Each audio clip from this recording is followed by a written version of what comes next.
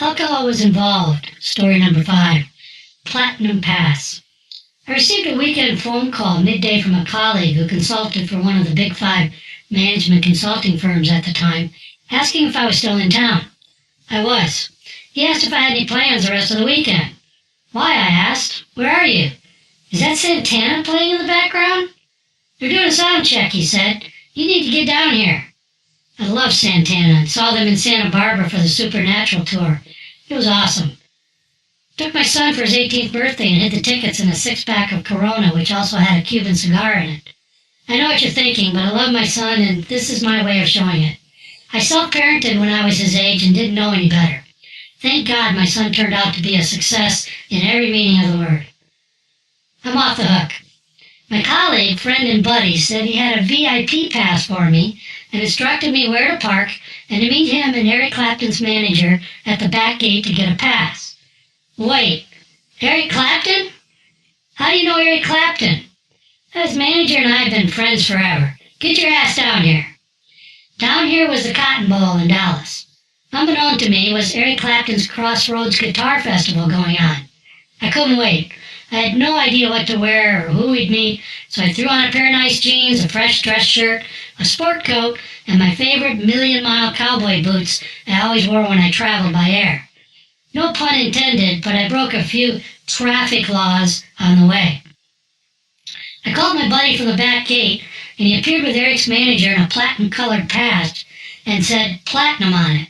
Eric's manager looked busy and immediately ran off after polite introductions. My buddy said something like, "Buckle up, this is going to be a wild ride." He wasn't kidding. I'm a huge music fan, and this star-studded event had some of my all-time favorites. He explained that a platinum pass meant that we could go everywhere except in front of the microphone on stage, the artist warm-up tent. But we could go into the artist lounge tent, press tent, backstage, and we even had premium reserved seats. Made sense that we got a couple cocktails first and explore. I immediately noted that there were not a lot of people wearing platinum badges. Lots of gold, silver, bronze, but not platinum. It also didn't escape me that my friend was wearing shorts, a t-shirt, and tennis shoes. I might have overdressed. The next 10 hours or so was a bit surreal. I had a glass of wine with B.B. King in the artist tent. That was not the first time I had met B.B. Of course, he didn't remember me. He played a private party on the first floor of the Eiffel Tower, where I was sitting in a supporting vendor role at the Fortune 50's host table. There was maybe 200 people in attendance to the invitation-only dinner event. Back at the Cotton Bowl, J.J. Cale and I had a couple drinks before he went on stage. He was wearing the coolest southern boots with solid silver rattlesnake heads on the toes. It was hard to look him in the eye. I kept staring at his boots. I've never seen anything like them.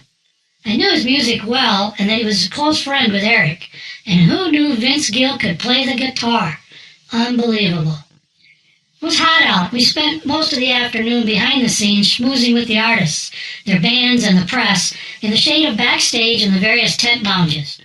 One big name after another took the stage, and often Eric joined them for a final song or encore. It was amazing. People were so nice and friendly, and there just seemed to be a lot of love in the air. The event was a fundraiser for Eric's Crossroads Center in Antigua, an addiction treatment center. I don't know much about the center, but it's in a gorgeous location. Might be worth picking up an addiction after looking at the photos of the place. We decided it was time to venture out into the crowd and take a look at the event from the other side of the stage. We thought it would be fun to go down in front of the stage where there was no seating, just field admission standing. We could get down there from some stairs that came off the corner of the stage, so we headed in that direction. My buddy leading the way, we showed our passes hanging from lanyards around our neck to security, who quickly lifted the barriers, and we stepped into shoulder-to-shoulder humanity. The music was loud down front. We had our sights set on center stage, and as we headed through the crowd, it parted and made a nice path for us. You know, like Moses in the Red Sea, but neither of us had a beard nor were wearing a robe. People were patting my buddy on the back and talking to him. I was being asked, "Who are you?" Somebody handed me a cold, unopened beer as I walked by them. Damn, they're nice in Texas. Ice-cold beer on a hot afternoon, now turning toward evening. We stood center stage for as long as my ears could take it, and then decided to head up into reserve seatings and find our seats. As we turned to make our way out of the sea of bearskin t-shirts and hats in the opposite direction as we came, the same path magically opened for us to walk through without any effort. Very strange, I thought. People, particularly women, were brushing their hands along the sleeves of my soft raw-linen sports coat. They kept trying to hand us joints and pipes. We mostly passed. This was getting really weird. My friend turned around and yelled, "You having fun?"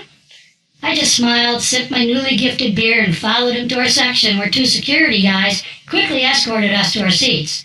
My buddy was laughing pretty hard when we sat down, and I was commenting about how strange the crowd was acting when we walked through. He said, "Everyone wanted to know who you were. They thought I was cutting a path for you and wanted to know who you were." "Ah, the platinum passes. Yes, of course, that makes sense." "So what did you tell them?" "I told them you were Eric's attorney." "Have you looked in the mirror?" Oh, good grief. A guy in jean shorts, a t-shirt, and tennis shoes leading a guy through the crowd wearing designer jeans, dress shirt, sports coat, and cowboy boots wearing a platinum pass. Duh. We had a good laugh. I'll never forget the incredible guitar work Eric Clapton and Carlos Santana did on Oyo Como Va. I think Carlos had an out-of-body experience. When they finished the song, they just stared at each other. Carlos dropped his guitar to the bottom of its strap, threw his hands up, and I think his lips said, "What was that?" During Joe Walsh's set, the crowd began chanting, "Rocky Mountain Way! Rocky Mountain Way! Rocky Mountain Way!" Joe, clearly annoyed in his orange suit and bright yellow tennis shoes, or was it yellow suit and bright orange shoes, responded with, "Had I known that my legacy was going to be that song, I would have written a different song." He then played Rocky Mountain Way. The evening turned into night, an alternative state of consciousness set in, and we had a great time. The last thing I remember was how bad ZZ Top was, who ended the day's event. Maybe it was my ears after 10 hours of partying, but I thought the guitar work was horrible. The singing sounded off, and their famous fuzzy sound of ZZ Top seemed out of tune or something. Maybe the sound man needed to find a new job. I don't know. I'd seen them years earlier on stage taunting live rattlesnakes in acrylic cages. They were great then. I'm not one to forget things or black out when I'm drinking. I almost always remember everything. But this one time at Eric Clapton's Crossroads Guitar Festival, I have no idea when or how I got to my bed that night. Alcohol was involved.